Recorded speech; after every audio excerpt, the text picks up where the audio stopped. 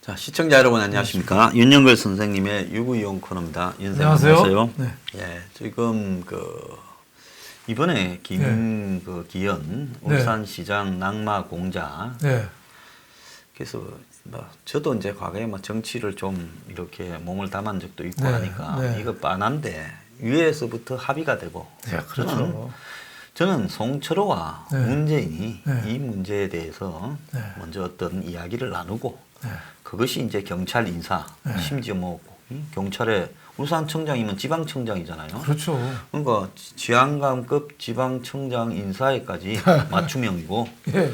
그래서 이제 그 다 뒤부터 우연히 너무 많잖아요. 제보, 고발, 수사팀, 네. 그리고 청와대와의 정책 조율. 네.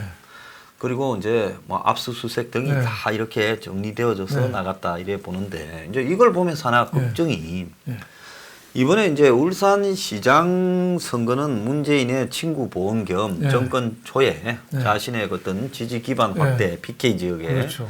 그런 부분인데 사실은 그렇다고 결정적인 문의 사활을 그 문제는 아니었죠.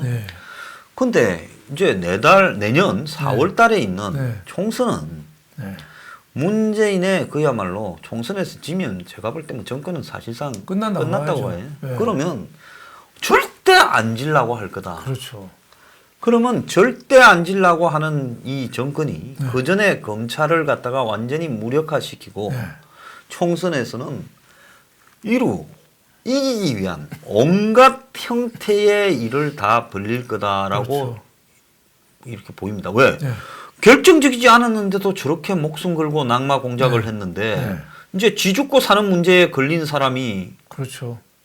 지금 문정권은 이제 테러가 있겠습니까? 물러나면 그 다음에 어떻게 된다라는 거는 뻔하지 않겠습니까? 탄핵 플러스 감옥이죠. 예, 지금 그러니까 나온 것만 해도 그러니까 죽고 살기로 내년 총선으로 해서 뛰겠죠. 그래서 지금 퍼스트 트랙에 오른 거 선거법 어떤 식으로든지 바꾸겠죠. 그렇겠죠. 그 연동형 비례대표제 독일 같은 데서는 아는 거 아니에요? 히틀러 같은 사람 못 나오게 막으려고 그 군소당을 많이 만들려고 하는 건데 그거 해서 그 정의당 의석수 한 20, 30석 만들고 이렇게 해서 같이 손잡고 하겠다는 거 아니에요? 그래서 좌파 과반수 넘게 해서. 그래서 선거를 겨냥해서는 어쨌든 자기들이 과반수를 넘기기 위해 그렇죠. 내 것 좀 떨어내고 좌파 진영 전체를 넓히겠다. 지금 이 전략이고. 그리고 이제 다른 한편으로는 이제 선거나 총선 대선에서 완벽하게 검찰을 무력화시키고 우리가 정치 공작을 다 벌이겠다.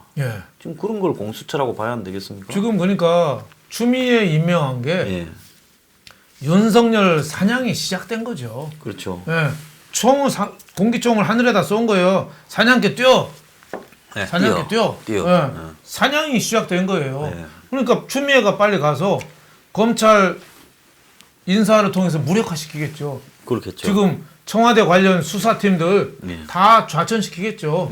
지방으로 다 쫓아버리겠죠. 어디 연구원이나 지방으로 다 쫓아버리고 감찰권 동원해서 다 무력화시키겠죠. 그리고 윤석열까지 쫓아내려고 하지 않겠어요? 그럴 거라고 보고 그래서 있습니다. 완전 무력화시키는 전략을 통해서 하고 그다음에 공수처가 만들어지면 공수처에서 그 사건 수사한 걸 다 받아가지고 문재인 마음대로 하는 거죠. 그러니까 그 양쪽 투 트랙이죠. 한쪽은 선거법 고쳐가지고 장악하고 한쪽은 추미애 통해서 사냥을 시작하면서 또 공수처 검경 수사권 조정을 통해서 자기한테 돌려는 목줄을 거꾸로 반대편으로 돌리려는 그런 전략이 아닌가 싶습니다. 그래서 제가 좀 우려스러운 거는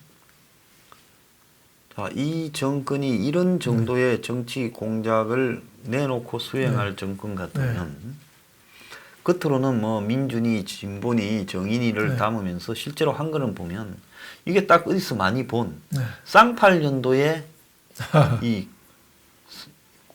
정권의 선거 개입 행태 아닙니까? 그렇죠. 옛날에 보면 70년대, 80년대에 70년대 이렇게는 안 했죠. 이렇게는 안 했을 거예요. 이렇게 막 선거 전에 말이지 압수수색 공천 이렇게. 되자마자 뭐 바로 압수수색 들어가고 뭐 네. 청와대에서 행정관이 회의 주재하고 뭐 대통령 뭐 형 동생 아는 사람을 뭐 이렇게 하고 이런 식으로 그때는 좀 엄밀하게 했죠. 무식하게는 안 했죠. 예, 중앙정보부나 네, 뭐 네. 이런 걸 통해 가지고 네. 지역에 가서 뭐 서장하고 이야기한다든지 이런 정도였지.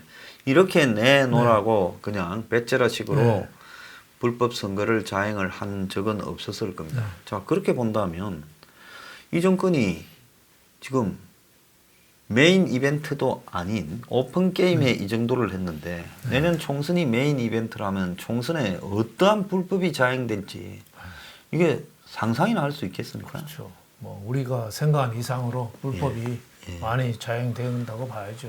예. 총선이나 그 다음에 이루어질 대선에서 네. 정상적인 형태의 그냥 국민의 민의 선택으로 가겠느냐? 전 매우 어려울 거라고 봅니다. 그래서 민의 선택으로 가지 않기 위해 외곽으로서는 네. 민의를 왜곡시키기 위한 댓글 조작부터 네. 시작을 해서 또 여론 조작, 네. 언론 조작 이런 걸 통해서 민의를 1차적으로 네. 왜곡시키고 네. 2차적으로는 이 선거 시스템의 허점들을 이용해서 네. 지금 이런 네. 김기현 낙마 공작과 비슷한 형태의 각가지 형태의 네.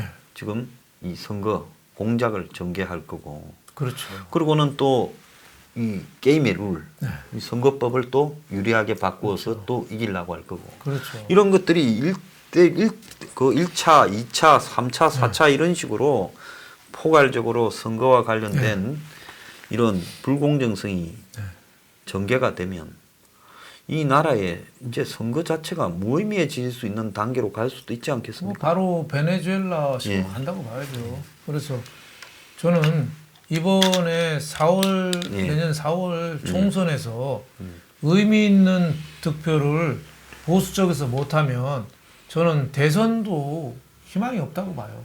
예, 저도 그렇게 대통령 보고 있습니다. 선거에 뭐 누가 뭐 황교안이 나갈지 누가 나갈지 모르지만 나가나 마나 소용없다고 봐요. 요식적인 행위가 모든 그 사정부터 다 들고 있는데 거기에 대해서 어떻게 감당을 하겠어요? 저는 할 수 없다고 봐요. 그래서 네. 이 모든 것이 네.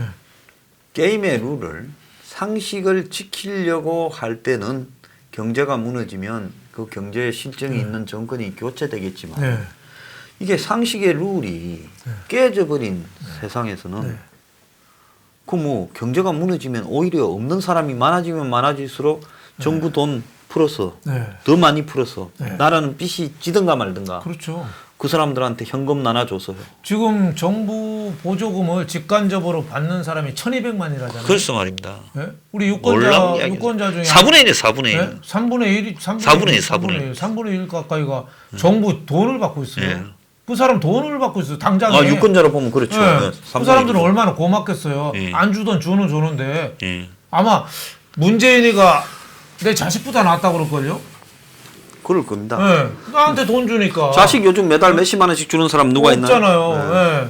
저거 뭐 일자리 주고 노인 일자리 주고 그 풀만 뽑아도 돈 주고 그 세력이 저 베네수엘라도 그런다잖아요. 정부 지지하는 세력이 반대하는 당 앞에서 계속 데모한대요. 그래서 네. 정부 지지 데모 네. 몇 차례 가까웠는가를 네. 도장 받아오면 네. 또 무슨 먹을 걸 주고. 그렇죠. 그 국영방송 그걸 맨날 생중계하고. 네. 네. 자, 그래서 어떻게 한국 정도 되는 나라에서 그런 일이 있을 수 있을까라고 많은 사람들은 에이 그러지 않아 뭐 네. 지금 제가 봤을 때 그렇게 갈 가능성이 매우 높아지는 게 그렇죠. 아니 지금 국민들이 한번 보세요. 87년에 이런 일이 벌어졌으면 전두환 치아라도 들고 일어나가지고 그렇죠. 거리를 메웠을 겁니다. 네. 민주 회복을 외치고. 그렇죠. 그런데 그로부터 지금 32년이 지났는데 이런 선거 공작이나 정권의 온갖 비리가 터져 나옴에도 네. 불구하고 국민들은 이런 걸 바라보는 걸 패거리 관점에서 이제는 완전히 다르게 바라봐요. 네. 자, 그러니까 문패거리라고 하면 이거야말로 뭐 문패거리 입장에서 김기현 공작을 어떻게 하냐? 검찰을 용을 하죠. 그렇죠. 그러니까 과거에는 정의와 불의, 민주와 독재 이렇게 나눌 수가 있었어요. 근데 지금은 진영 논리에 빠져가지고 내 편이냐 네 편이냐를 따져요. 그러니까 문재인이가 무슨 선거 부정을 해도 문재인 팬들은 그거 옹호하는 거잖아요. 네. 예. 반대하는 쪽은 무조건 반대하고. 그러니까 지금은 뭐든지 반으로 나눠지는 거죠. 예. 그러니까 교묘하게 민주주의가 지금 퇴행하고 있다. 예. 우리가 자꾸 뒷걸음치고 있다. 이렇게 보여집니다. 자, 이런 그 민주주의의 후퇴는 네. 이거야말로 진짜 가짜 민주주의가 돼가는 거예요. 요즘 시중에 책이 뭐 가짜 민주주의가 오고 있다는 책도 제가 읽어봤는데 민주주의의 모양을 띠고 있지만은 실질적으로는 투표만 한다고 민주주의가 아니라 네. 투표한 결과가 민의의 반영으로 그렇죠. 왜곡이 없이 연결이 되어야 그렇죠. 민주주의죠. 그렇죠. 투표는 하는데 이 왜곡이 지금 추진하고 있는 연동형 비례대표제 이게 민의를 왜곡하는 거 아니에요? 왜곡하는 거죠. 네. 정면으로요. 다수당 걸 떼가지고 정의당 같은 데 퍼주는 거잖아요. 네. 그리고 지금 경찰 수뇌부가 저렇게 노골적으로 정권의 사병 역할을 수행하는 것도 이것도 민의의 저런 게 왜곡이에요. 없었죠. 예. 경찰이 좀 해도 넘어요. 그러면서 만약 유시민의 그 황운하가 유시민의 알릴레오에 나오면 저는 경찰에서 그래도 의식 있는 분들이 저건 우리 경찰을 특정 정치 세력의 떨거지로 만드는 일종의 비리를 저지른 비리 경찰이다. 그렇죠. 네. 그래서 저런 경찰은 빨리 옷 벗고 해라. 네. 뭐 이렇게 돼야지. 안 그러면 징계를 해라든지. 그렇죠. 지금 그런 목소리도 하나 안 나오고요. 말이- 경찰까지도 통들이채 검찰과 진영 대결로 몰아가고 있어요. 네. 그러면 경찰 전국에 10만이 넘는 경찰 뭐 12만 명이라고 하는데 그 경찰은 전부 문재인 편입니까? 좀 그렇게 전혀 생각하고 있지 않아요. 경찰 있는 분들 중에도 현 정권이 그럼요. 잘못한다고 생각하는 분도 얼마나 의식 많은데요. 있는 분들이 많고, 그럼요. 예. 저 훌륭하신 분들이 많습니다. 그럼요. 근데 다만 이제 정치 경찰들 지금 그러니까 정권이 주도면밀하게 울산시장으로 해서 황운하 그래 검경 수사권을 위해서 너 많이 싸웠으니까 그래 너 그리고 승진이 안 됐어요? 예, 그 뭐 경무관에서 예. 거의 옷 벗는 단계에서 계급 정년 대상이었죠. 곧 뭐 옷을 벗는데 그 사람을 딱 치안감으로 승진시켜 가지고 예. 고향이 대전 사람이거든요. 예. 그걸 울산으로 보낸 거예요. 예. 가자마자 시작한 게 김기현 울산시장 관련 수사 그 팀 바꾼 거잖아요. 그렇죠. 바꾸어서 수사를 맡겼는데 그게 그 업자하고 또 요착이 돼가지고 535번을 그 업자랑 통화했대요. 경찰이 수사팀장이. 저는 여태까지 결혼한 지 30년 됐는데 집사람하고 전화 통화한 게 500번이 안 될 것 같은데요. 참 진짜 놀라운 이야기죠. 예, 놀라. 535번이면 하루 종일 서로 전화통 자꾸 살았다는 거예요. 그러니까 수사를 업자하고 같이 경찰하고 한 거예요. 그거를 짠 게 참 이상하지 않느냐 생각이 들어요. 이러면은 황운하라는 사람은 당연히 반성하고 해야지. 어디 유시민 유튜브 가서 그 김기현 울산시장 보고 배은망덕하다고 이런 얘기를 합니까? 예. 예? 그 말이 안 되죠. 예. 그리고 저기 울산 경제부시장 이런 사람도 송병기인지 그 송중기하고 이름이 비슷해서 그 사람도 빨리 사표내야 되는 거 아니에요? 그래서 뻔뻔하지 않아요? 예. 이게 과거에 생각지도 못한 형태의 놀라울 만한 짓거리를 하고도 그런 짓거리를 자행한 사람들이 뻔뻔하게 지금 머리를 쳐들고 다니고 그렇죠. 거짓말을 반복하고 정치적 공세까지 가담하고 있는 그렇죠. 일이 지금 벌어지고 있어요. 네. 자, 그러면 여기에 이게 지금 한국의 민주주의가 저는 사망 단계로 접어 들어가고 있다라고 보는 중병이 걸렸다고 보는 게 그럼 이렇게 어디든 어느 사회든 뻔뻔한 사람들이 있어요. 그러면 그 사회를 정화시켜 주는 것은 이 뭐야? 국민들의 분노, 언론의 분노, 그 와치독 역할을 하는 그 사회의 이 상층 오피니언 리더들의 분노가 그걸 갖다가 제거해 주는 쪽으로 가게 되는데 지금 이 사회의 상류층들이나 오피니언 리더라고 부를 사람들을 보면 다수가 입을 다 닫고 있어요. 닫고 있죠. 어떻게 되나 보고만 있죠. 자, 그러면서 제가 얼마 전에 무슨 좌파들하고 토론하는 프로가 있어 하나 갔더만은 보수 진영의 요즘 내부에서 그간에 뒤에 물러있던 사람들이 뭔가 될 듯 하니까 요즘은 목소리를 내고 나와갖고 총선 출마하고 이러려는 사람이 한둘이 아니다는 거예요. 고관 대작 출신들. 내가 그래서 아주 개자식들이다 그랬습니다.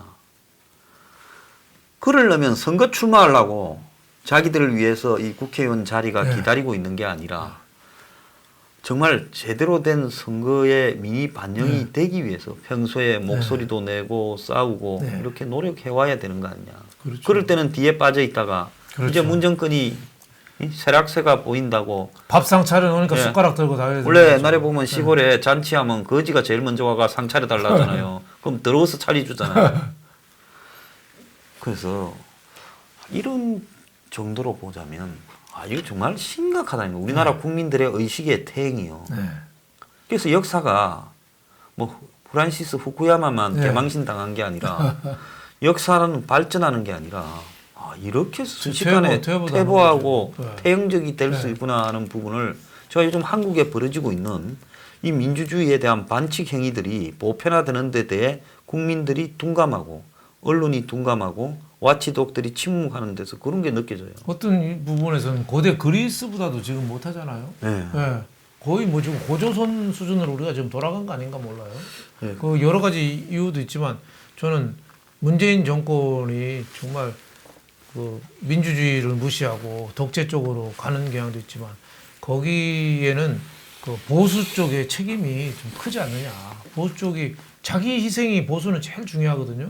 자기 희생을 안 하잖아요. 읍참마속만 하려고 그래요. 읍참마속은 뭐예요? 마속목을 치는 거잖아요. 자기 목부터 치야 되잖아요. 살신성인, 멸사봉공, 육창골단 자기부터 그 황골탈퇴를 해야 되는데 상대방만 치려고 그래요. 그래서 솔직히 말하면 황교안, 나경원부터도 둘 중에 하나라도 우리 둘은 내년에 총선 출마를 하지 말고 총선에서 승리하기 위한데 몸을 던지자고 그렇죠. 했다면 오히려 그 사람들이 국민들이 박수를 치면서 지지를 보낼 겁니다. 그러면 아마 대통령 할 수 있을 겁니다. 그러면 대통령 할 수 있죠. 그리고 공천도 관여하지 않겠다. 그리고 정치 절대 안 할 사람. 그렇죠. 국민 앞에 선언할 사람들로 그렇죠. 공천관리위원장, 심사위원장을 데려다가 그 사람들은 딱 공천만 하고 빠진다. 근데 단 한 번도 정치에 무슨 연루되거나 누구를 아는 사람이 아니어야 된다. 그렇죠. 그래서 보수 승리를 위해서 몸을 던져서 공천을 제대로 해줄 사람, 그리고 거기에 맡기고 당은 관여하지 않겠다라는. 뭐 이런 부분들을 통해 가지고 자기들부터 발을 빼고 아무도 발을 닦으려고 하지 마라. 그렇죠. 모든 걸 자기부터 내려놔야죠. 그래서 당 지도부 중에 스스로 사실은 선거 불출마나 이런 걸 웬만하면 나처럼 해주기 바란다. 이렇게 말을 하면서 과감한 참 진짜 서민의 입장에서의 개혁적인 정책들을 발표도 하고 이렇게 하면 상식적으로는 질 수 없는 선거인데 그렇죠. 문이 저 짓을 하고 있음에도 불구하고 문이 지금 오늘 갤럽에 48 찬성 반대가 46이에요. 기가 찬 이야기입니다. 민주주의 파괴 행위가 일주일 내내 언론에 대서특필되었는데 문이 48이다. 또 그러겠죠. 보수 꼴통들은요. 여론 조작해서 그런 거고 여론조사가 잘못된 거. 그걸 감안하더라도 한 그렇죠. 15%를 빼도 문이 33은 나온다는 거 아닙니까? 지금 문재인 하는 거 봐서는 지지율이 10%대로 갔어야죠. 그리고 자유한국당이 좀 한 70%가 올라갔어야죠. 그렇죠. 민주당보다 한 2배는 됐어야죠. 근데 왜 그렇겠어요? 객관적으로 저는 한국당이 민주당 지지율이나 문재인 지지율보다 많이 낮다고 보고 있습니다. 그렇게 생각 안 하십니까? 아니 하는 게 그렇잖아요. 이번에도 물갈이 한다면서 당직자 사표 싹 받고 미운 그 김세현 의원이나 이런 사람만 수리하고 딴 사람들은 싹 그대로 하고 그나마 일시적으로 물러났던 사람들도 총선 출마하려고 잠깐 비껴주는 거지. 다 나올 사람들이잖아요. 그러니까 국민들이 볼 때는 아직도 저렇게 꼼수를 쓰고 탄핵에 대해서 그까지 좀 반성하고 털고 가야 되는데 아직도 저렇게 탐욕스럽구나 이런 생각을 하는 거죠. 그러니까 지지를 하고 싶어도 못하는 거죠. 할 수가 없는 거죠. 지금. 그리고 솔직히 말하면 과거 보수 정권에서 벌어진 일에 대해서 저는 처절한 반성이 필요하다고 봅니다. 그걸 세월 지났다고요. 그 뭐 몇 사람들이 명예회복이니 어쩌니 하고 있다고 그걸 갖다가 과거에 뭘 잘못했냐라고 이야기한다. 이제 그렇게 말한 사람들 뭐 제 댓글 달아서 아직도 저보고 뭐 탄핵 입장 밝히라 이런 분들이 있는데 입장 밝힐게요. 저는 그렇게 무능력한 정권은 탄핵을 받아도 전 싸다고 봅니다. 그 입장은 절대 변하지 않을 거예요. 그리고 더 나아갔어요. 분명한 거는 뭘 잘못했냐 이런 사람들이 설쳐되는 한은 이 보수는요. 그렇죠. 두 번 다시 권력에 접근할 수 없습니다. 그렇죠. 우선은 친박이 저 사람들이 좀 반성하고 저 사람들이 역사의 뒤안길로 좀 사라져야 됩니다. 솔직히 박근혜 밑에서 뭐 해먹겠다고 한 사람들은 설쳐된 사람은 이번에 박이 절에 됐으면 도의적이든 국민에 대한 사죄의 입장이든 다 안 한다고 해야죠. 특히 황교안 대표도 저 친박에 얹혀가지고 가잖아요. 저는 그분이 독실한 뭐 크리스찬이고 뭐 침례교 전도사라잖아요. 예수가 제일 싫어하는 사람이 바리새인이거든요. 그렇죠. 바리새인 허례 허식에 얽매이고 자기 욕심 안 놓고 어떻게 보면 바리새인 때문에 예수가 죽었죠. 그렇죠. 저는 뭐 잘은 모릅니다만은 그 양반이 그 성전 앞에서 그때 당시에 뭐 은합니까? 그리고 그 상납을 그 성전에 가서 당시에 그 은하 등을 갖다가 이제 바치라고 이렇게 교환해 주는 놈들이 많았지 않습니까? 그걸 다 엎어버렸지 않습니까? 그렇죠. 어떻게 신의 이름을 팔아서 장사를 해먹느냐 이 사악한 놈들아. 그러니까 마찬가지로 지금 현재 보수의 위기를 팔아서 장사해먹고 그렇죠. 박근혜를 팔아서 장사해먹고 그렇죠. 또 박근혜 회생 명예회복을 팔아서 장사해먹고 문재인을 또 통해서 반사이고 문재인 또 씹으면서 장사해먹고 문재인을 비판하는 거는요 과학적이고 냉철하게 비판해서 문을 보내는 쪽으로 비판해야지 문재인 퇴진이라는 공허한 말은요 진짜 대중을 갖다가 저는 마취시키는 그렇죠. 체면행위라고 보고 있습니다. 그래서 저는 황교안 대표가 들으면 되게 기분 나쁘겠지만 황교안 대표가 예수의 삶, 바닥으로 낮은 곳으로 임하는 이런 삶이 다 버리는 삶, 그런 삶이 아니고 지금 바리새인을 따라가는 그런 삶을 살고 있지 않는가. 황 대표가 들으면 되게 기분 나쁠 거예요 아마. 그렇지만 지금 하는 모양은 박근혜 팔고 친박 팔고 거기 얹혀가고 지금 이렇게 알고 있잖아요. 그래서 보수 단계를 오히려 망치고 있잖아요. 지난번에 며칠 전에 당직 인선한 거 보고 저는 깜짝 놀랐어요. 네, 그래서 네가 단식하면서 사람이 된 게 아니라 우리 국민들의 이 시기에 문에 의한 폭정에 의한 고통, 경제 실정에 의한 고통, 서민들의 삶에 의한 고통을 찬 세멘트 바닥에 밥을 굶으면서 고민을 한 게 아니라 그야말로 내 밥 굶고 나면 내 이 밥 굶은 이 오기가 너네들 다 죽여버린다. 나경원 치고 김세연 여의도 운전 쫓아내고 그래서 그런 거는요. 토사구팽이라는 말이 있거든요. 그럼요. 그게 뭐겠어요? 토끼가 죽으면 토끼를 잡은 사냥개를 삶는다는 거잖아요. 근데 지금 아직 토끼를 못 잡았잖아요. 지금 솥단지 걸어서 물 끓일 때가 아니잖아요. 사냥은커녕 상할 당할 위기죠. 상할 단양은 지금 솥단지를 걸고 물을 끓이고 있어요. 토끼 잡으려고. 그래 갖고는 지금 안 되죠. 지금은 총력을 단결해서 저 독재로 가는 거 저걸 막고 진짜 국민 경제가 파탄으로 하는데 그걸 살리고 안보가 지금 진짜 모래의 성이잖아요. 그걸 살리고 하려면은 황교안 대표부터 자기부터 모든 걸 다 내려놔야죠. 참 이 근데 지금 뭐 공천도 뭐 국민 공천위를 만들어서 국민 공모를 한다고 그거 어느 세월에 하겠습니까? 국민 팔아가지고 뒤에 다 조정해서 또 어디 또 또 친박 인사 하나 또 지하는 태물 영감제 하나 데리다 놓고 뒤에서 조정하면서 국민이다 하고 여론 조작하려고 김세연이 쫓아낸 거 아닙니까? 여론조사 뭐 여의도 연구원에서 다 장악하고 있으니까 그래서 제가 정말로 이 사악함은요. 진짜 문이 사악하다고 이렇게 보수에 있는 사람들을 비판합니다. 저 동의합니다. 그런데 문의 사악은 눈에 보이는 사악함이고요. 이 보수 내부에 있는 사악함은요. 눈에 보이지 않는 어떻게 보면 보수 대동단결 한국당으로 황교안으로 힘 모으자는 대동단결 자 아무리 힘을 모아도 20%가 넘지 않는 이 상황에서 그런 것들을 주장하는 논리에 담긴 정말 탐욕스러운 이 다 죽어가는 보수 바닥에서 이걸 뜯어먹고 지 탐욕을 이렇게 세우겠다라는 정말 나쁜 놈이라고 저는 그 보고 나쁜 있어요. 놈이죠. 예. 그리고 자기 거를 던지면 길이 열리거든요. 네. 그 길은 국민들이 열어줍니다. 네. 근데 그 자기 거를 이 손에다가 안 놓고 있어요. 예. 영남, 친박, 공무원 출신들. 그 사람들 틈에서 아무것도 안 듣고 있잖아요. 얼마나 답답해요. 지금은 문재인이라는 큰 그 우상하고 싸우려면은 단결이 돼서 하나같이 돼야 되고 본인부터 마음을 비워야죠. 그래놓고 총선 잘못되면 책임지겠다. 우리가 무슨 황교안이 이 저기 게임에 네. 국가 운명을 맡겨놓고 네. 총선 잘못되면 난 재산도 많고 또 몇 년 가서 뭐 놀다가 다른 자리나 가고 하면 되니까 빠이빠이 하고 가면 네.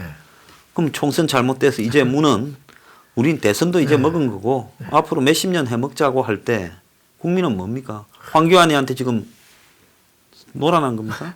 그리고 메시지가 정치인으로서 메시지가 뭐 좀 감흥이 없어요. 예를 들면 지난번에 당직자 인선할 때 친황 논란이 많았잖아요. 예. 예? 황제니 뭐 친황이니 뭐 이런 논란 많은데 그때 한마디 했잖아요. 뭐라고 그랬냐면 친황하려고 정치한 거 아니다. 이게 문법이 맞나요? 친황하려고 정치한 거 아니다. 이게 뭐 문법도 아니고 말도 아니고 아무 말이나 그냥 하는 것 같아요. 여의도 연구원장에 무슨 연구원장에 뭐 교수 하나 데려놨다는데 그 교수도 또 똘만이라면서요. 참 그래서 내가 이런 식으로 정치하면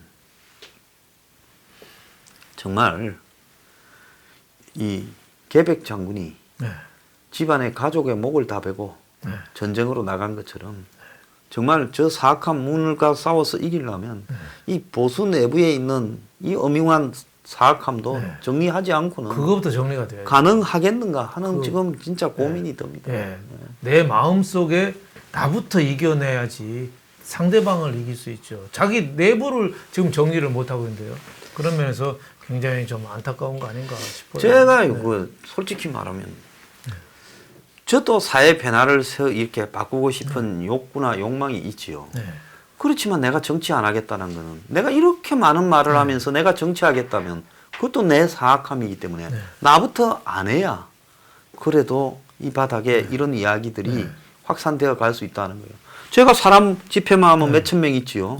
집회하는 그런 부분에 대한 동원력이 있지요. 또. 그리고 더 나아가서 사무실이나 조직도 좀 있지요. 그럼 정치하겠다면 하지요. 그런데 안 하는 이유가 뭔가 하면 이 바닥에 정말 욕망과 이 사악함들이 넘치고 있기 때문에 서로가 다 내려놓았고 그러면서 올바른 방향으로 만들어가야 저 문을 꺾을 수 있어서 그러는 건데 참 진짜 왜 저러는지도 다들 모르겠어요. 자기를 내려놔야죠. 싸움 중에 제일 어려운 싸움이 자기와의 싸움 아니겠습니까? 그러니까 황교안 대표로 상징되는 저 자유한국당의 그 세력들이 자기를 내려놓지 못하는 게 가장 큰 아픔이 아닌가. 그리고 지금 불출마 선언하는 사람들 보면은 악화가 양화를 구축하는구나. 조직에서도요 명퇴 받잖아요. 그럼 그럴수록 회사가 나빠져요. 왜 그러냐면 지독한 놈들은 끝까지 버티고 있으니까요. 능력 있는 사람은 명퇴금 받고 나가서 다른 데로 가서 일을 하면 돼요. 근데 나가서 할 게 없는 사람들은 끝까지 버티고 있겠죠. 의자가 부서질 정도로 앉아 있거든요. 퇴근할 때 그 불안해서 의자를 집에 가져갈 정도로 내 없는 사이 치울까봐 그 정도로 자리 보전에 철저하거든요. 그런 사람만 자꾸 남게 되고 똑똑한 사람 자꾸 나가는 거. 그러니까 갈수록 명퇴할 때마다 회사가 약화가 양화를 구축하는 거죠. 그거 지금 자유한국당 모습이 똑같아요. 국민들이 쇄신 요구가 커질 때마다 좋은 사람들이 자꾸 나가는 거예요. 지난번에 그 단식 직전에 황교안 유승민 다 불출마 선언해라. 니부터 쇄신해라. 그렇죠. 니부터 헌신해라 하니까 그때 꼼수를 둔 게 바꾸는 걸로. 나 바꾸는 걸로 떼었다. 제가 처음에 뭔 짓거리 하고 있냐 뭐라 하다가 한 3일 지나서 그래 바꿨는데 내가 참자고 쭉 참았어요. 근데 저 바꾼 꼬아가 하는 짓거리가 저게 내 밥 몇 번 굶었으니까 이제 내가 장땡이다. 누가 나한테 뭐라 그래. 딱 그 짓거리를 하고 자빠졌어요. 그렇죠. 단식은 혁신이라는 시작이지, 입구죠. 그거를 단식이 끝이 아니잖아요. 본인부터 불출마 선언하든지 먼저 그 뭔가 희생하는 모습 이걸 좀 보여줘야 되지 않느냐 싶은데 아직까지는 그 단계까지는 안 된 것 같아서 참 답답한 마음입니다. 예. 참 저런 문이 설치는 것도 참 이게 이 정치라는 게 딴 게 네. 아니라 그냥 파트너가 내보다 더 멍청하면 네. 내가 그렇죠. 이기는 것 같아요. 지금은 그러니까 야당은 여당복이 있고 여당은 야당복이 있어요. 저는 저 황교안 대표 저 하는 짓을 보면은 지지율이 5%도 안 돼야 된다고 봐요. 그 문재인 때문에 자유한국당이. 예. 그나마 문재인 때문에 지금 어느 정도 좀 나오는 거라고 봐요. 저는. 적은 게 아니에요, 저거. 보통 기업체 회장들이 많이 하는 얘기가 우리 회사 주가는 저평가돼 있다 그러거든요. 저평가가 어디 있습니까? 시장에서 매수자, 매도자가 정한 게 가격인데. 그럼요. 저 CEO의 그 행동 철학, 양심까지도 다 주가에 반영이 돼 있습니다. 그렇죠. 미래 가치까지. 근데 우리 회사 주가가 저평가돼 있다. 또 한국이 코리아 디스카운트다. 한국의 주식이 저평가돼 있다. 한국이 어떻게 저평가돼 있어요? 그건 누가 알아요? 그럼요. 한국이 안보 위험도 있고, 예. 또 문재인이가 좌파 경제하니까 그 반영이 돼서 주가가 최대해서 지금 외국인이 5조 이상 팔고 있잖아요. 예. 그걸 저평가되고 있다? 저는 말이 안 된다. 말이 안 되는 이야기죠. 예. 가격은 정의입니다. 곧 가격이 정의. 예. 예, 참 우려스럽습니다. 나중에 이제 일이 잘못되었을 때 전부가 후회할 건데요. 항상 이게 미네르바의 부엉이는 예. 황혼에 온다. 황혼에 날개짓한다. 아, 좋은 얘기입니다. 그러니까 이게 뭡니까? 지혜라는 게 꼭 보면 통하지 않을 버스 지나가고 난 뒤에야 손을 든다 이런 소리 아니겠어요? 그렇죠. 예. 가슴 아픈 얘기입니다. 예. 그래서 이 방송 들으시는 분들요. 나중에 뒤에 후회하고 땅 치지 말고요. 시간이 있을 때 정신 못 차리는 것들을 진짜 강하게 질타를 해주기 바랍니다.